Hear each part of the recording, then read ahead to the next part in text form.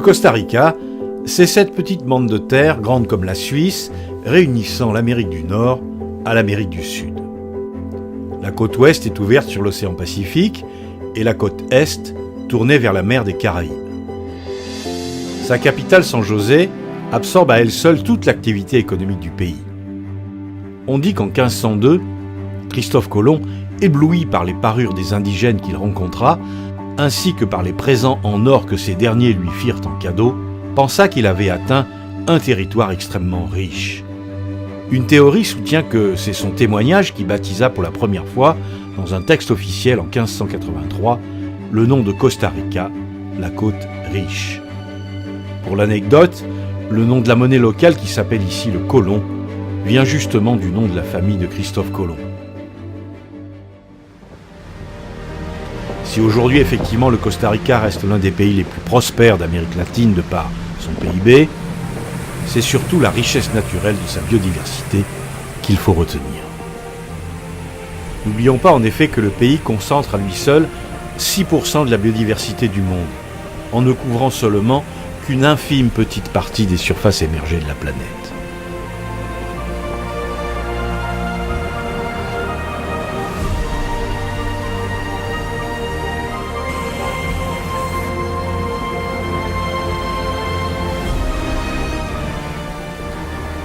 Nous allons vous faire partager ces images tournées à l'occasion d'un voyage de quelques semaines dans cette contrée qui ne laisse pas indifférent de par sa végétation luxuriante et sa faune qui mérite le détour.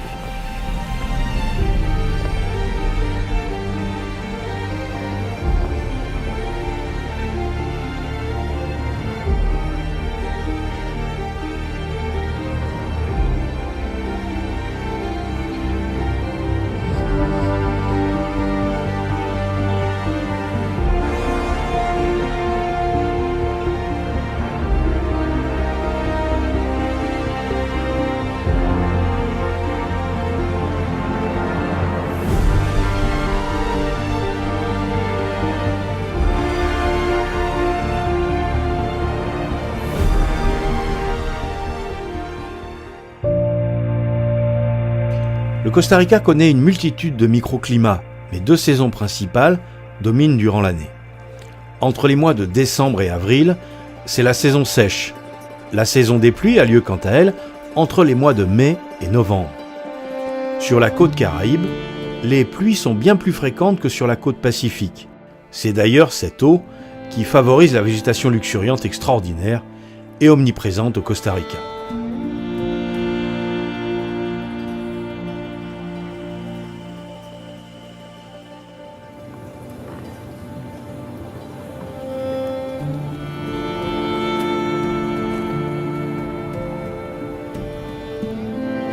Ce pays a déclaré 25% de son territoire en zone protégée, parcs nationaux ou réserves publiques ou privées.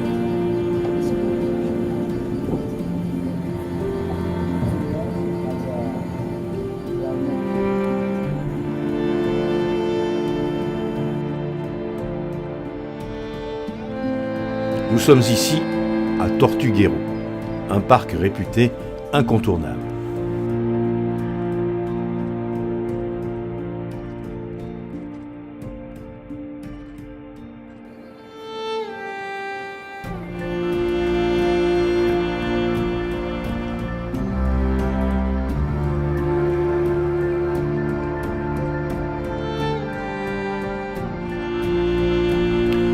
Ce petit reptile vert brillant et parsemé de points bleu clair s'appelle le basilica vert. Son surnom est le lézard Jésus-Christ, car il a la capacité de courir sur l'eau afin d'échapper à ses prédateurs.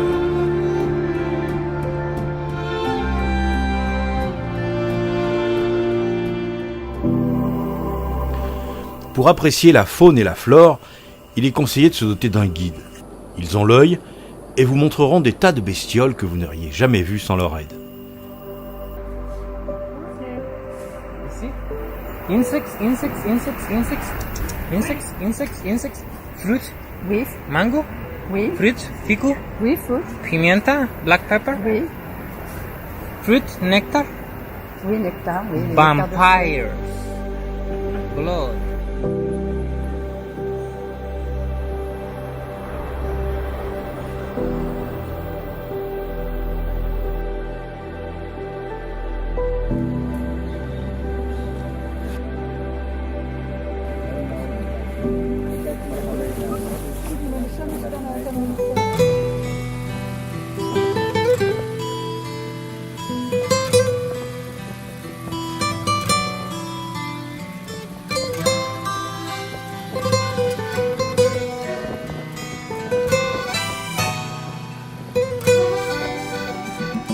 Tiempo para mirarte y que duermas en mis brazos. Tiempo para que entiendas que eres mi sueño anhelado. Tiempo para llevarte de viaje por el mundo. Tiempo para expresarme desde lo más profundo. Tengo sueños que cumplir contigo, llevarte al paraíso de ida y vuelta. Me tienes de cabeza, yo quiero tiempo.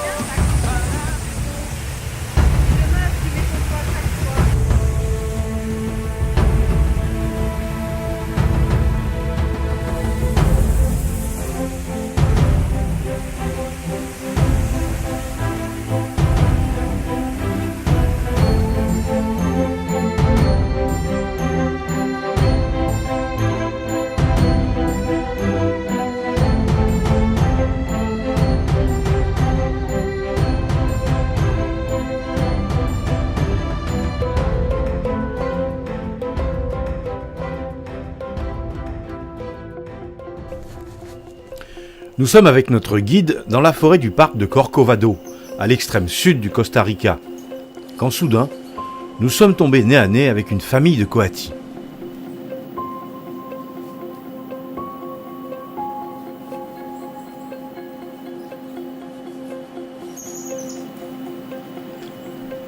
Le coati est un animal qui ressemble à un raton laveur.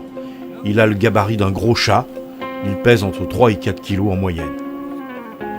Il possède 4 canines longues et acérées et ses pattes sont armées de griffes non rétractiles qui lui servent à grimper aux arbres et à gratter le sol. Sa truffe de son long nez est mobile et lui sert à fouiller.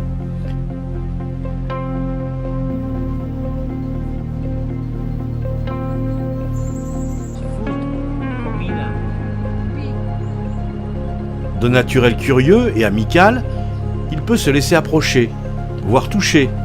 Toutefois, son audace lui vaut souvent d'être chassé par les habitants, mais c'est un animal très intelligent.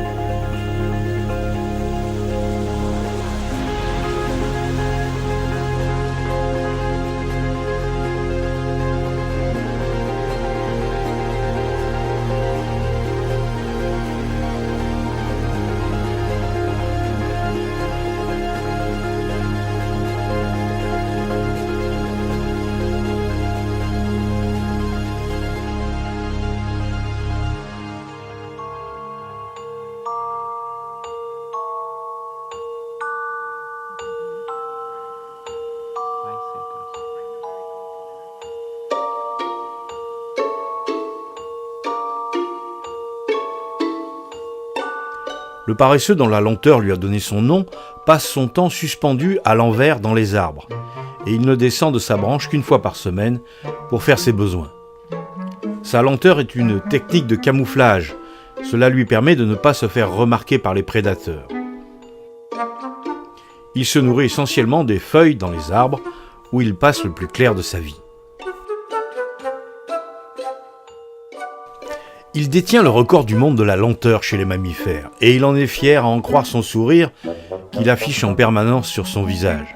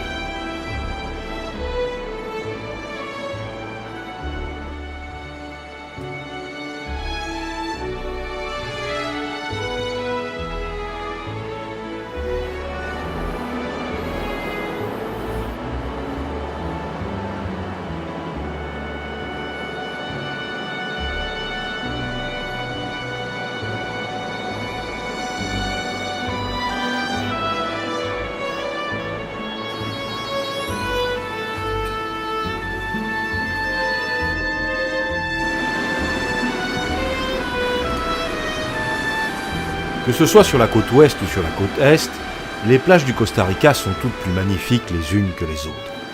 Sable blanc, gris ou noir, il y en a pour tous les goûts. Beaucoup sont encore peu exploités par l'activité touristique, et c'est un vrai bonheur de fouler le sable de ces plages où l'on se croit seul au monde.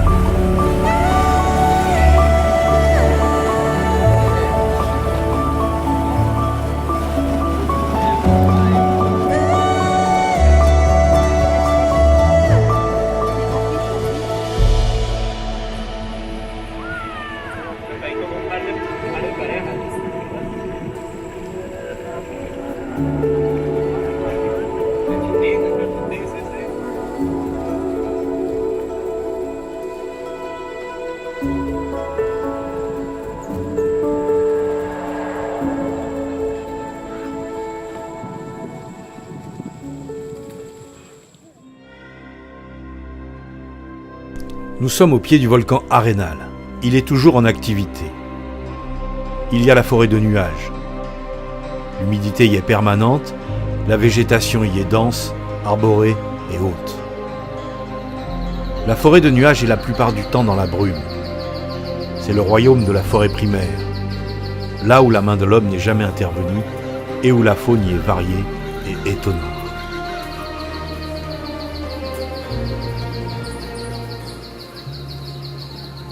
Mais attention, ici ce n'est pas vous qui contemplez la nature, c'est la faune qui vous a à l'œil.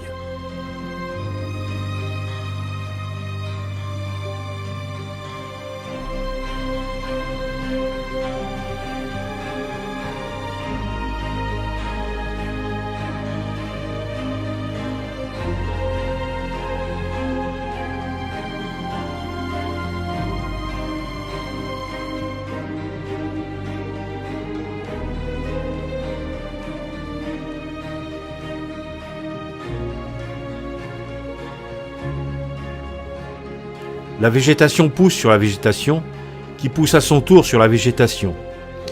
Et il n'est pas rare de trouver 3 ou 4 couches de végétaux qui poussent les uns sur les autres.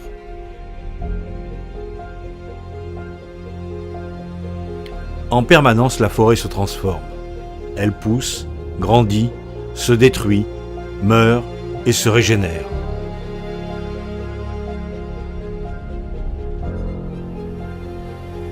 Les bactéries dégradent le milieu, les champignons se développent, puis les insectes qui font chacun leur part du travail de renaissance de la forêt qui est perpétuel, tant que l'homme n'y met pas son nez.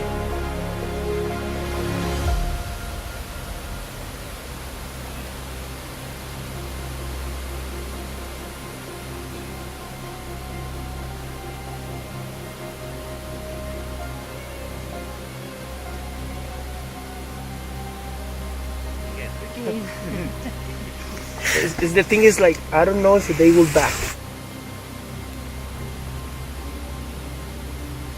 Je sais pas si bien. Hij een beetje met zijn vingers in het hol. You know, it's not very. Dans ces forêts tropicales humides, tout n'a pas été découvert, en particulier sur la canopée. Which is my recommendation? On trouve des plantes tropicales médicinales rares que les grands laboratoires pharmaceutiques mondiaux aimeraient bien exploiter. A special tree can make is leaf grown inside on the red thing. So many of these leaves may protect his new leaf grown safe. Usually trumpet tree is medicinal for asthma. It's like really common for farmers use it for medicines. And also take a look up there. Is the clouds coming down? It's keeping cover the whole forest area. Yeah, that's a fern. It's okay. Ferns make a modified biggest leaf. So each one of these things want to be a leaf. This one is a leaf, single leaf. Ferns make big modified leaf. What are those berries up there? Let me show you from here.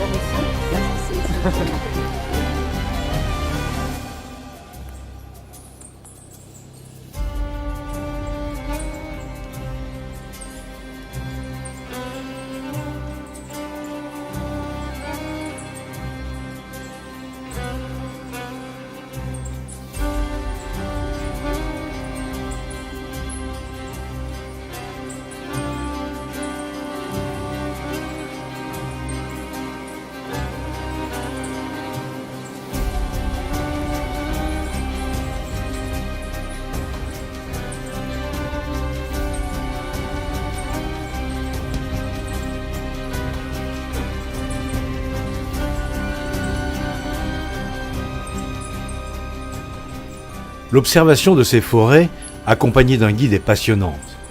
On découvre des plantes originales et inconnues, avec des propriétés incroyables et des formes jamais vues dans nos forêts européennes.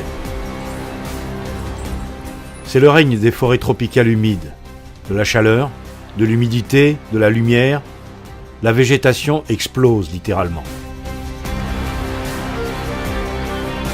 Et surtout, n'oubliez pas, la faune vous a à l'œil.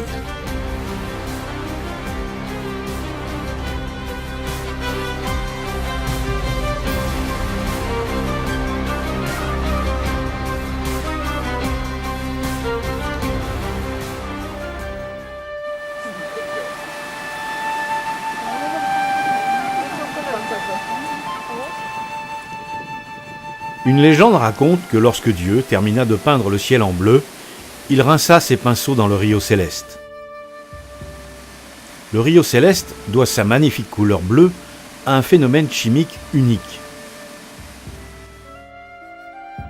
C'est ici, à la confluence de deux rivières non colorées que l'on appelle quebrada en espagnol, que se produit la transformation de cette couleur bleue.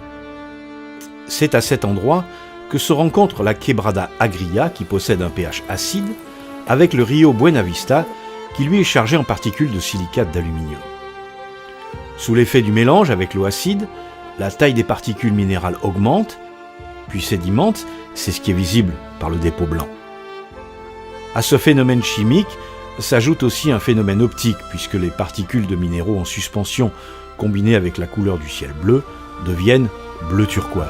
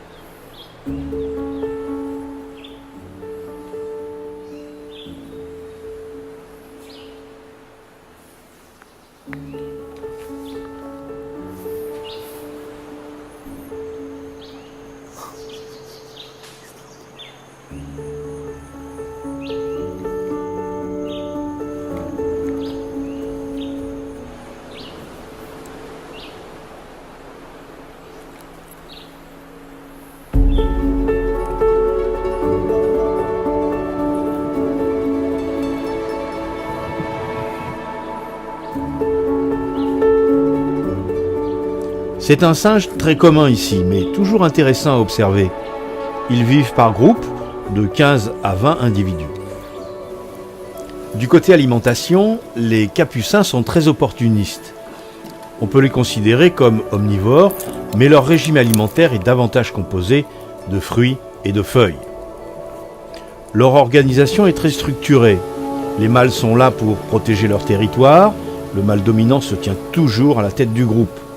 Les femelles consacrent leur temps aux activités sociales.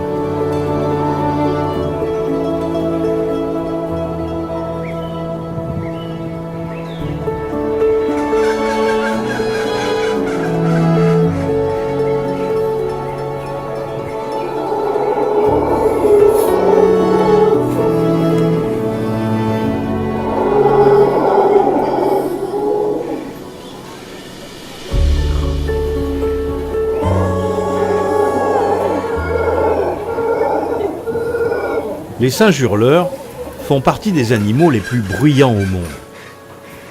Quand on les entend, on s'attend à voir des singes d'une taille d'un gorille.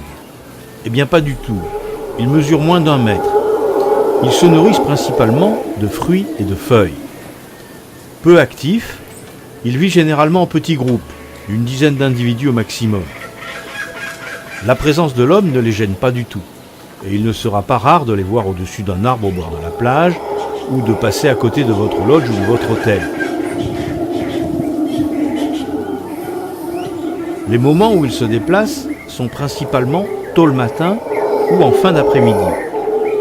Le bruit du mâle vous rappellera leur présence. Ils empruntent généralement toujours le même chemin à travers les arbres.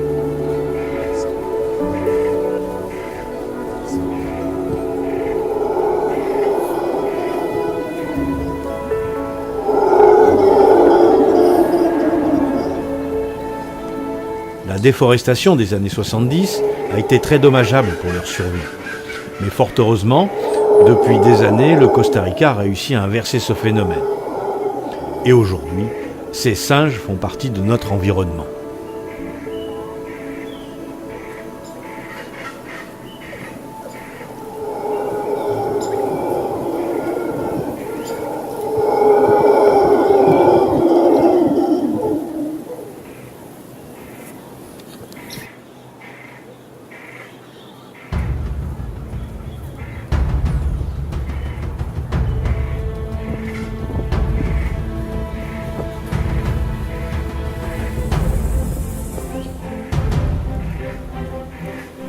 Le crocodile américain fréquente aussi bien les eaux douces des fleuves et des rivières que les eaux saumâtres des lagunes côtières et des mangroves.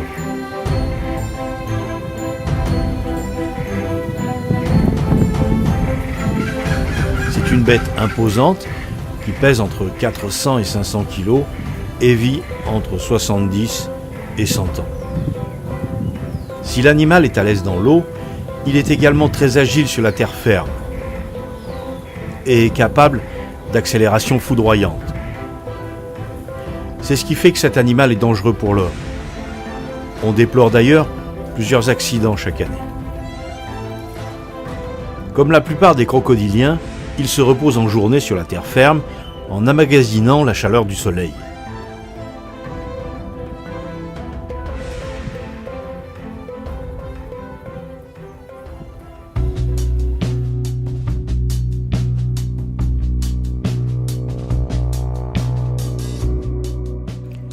Difficile de trouver créature plus extraordinaire que le colibri. Toujours à 2 doigts de crever de faim, il carbure au nectar dont il doit ingurgiter l'équivalent de son poids chaque jour. Il doit butiner en moyenne 1 millier de fleurs chaque jour. C'est comme si vous buviez une canette de coca toutes les minutes. Son cœur bat 10 fois plus vite que le nôtre en plein effort. Le rythme cardiaque du colibri à gorge bleue a été mesuré à plus de 1200 battements minutes. Son système respiratoire est le plus performant de tous les vertébrés. Et surtout, il a 2 fois plus de globules rouges par litre de sang que nous. C'est ce qui lui permet logiquement de fixer 2 fois plus l'oxygène. Malgré cet arsenal anatomique, le colibri se retrouve très régulièrement en galère. Il peut et doit alors se mettre en état de pseudo-léthargie. Sa température corporelle baisse sensiblement, passant de 40 à 20 degrés. Et son rythme cardiaque chute drastiquement.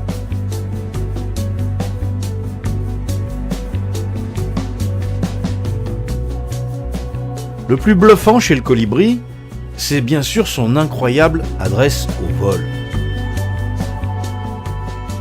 Son métabolisme explosif et son anatomie unique lui permet de battre des ailes plusieurs dizaines de fois par seconde.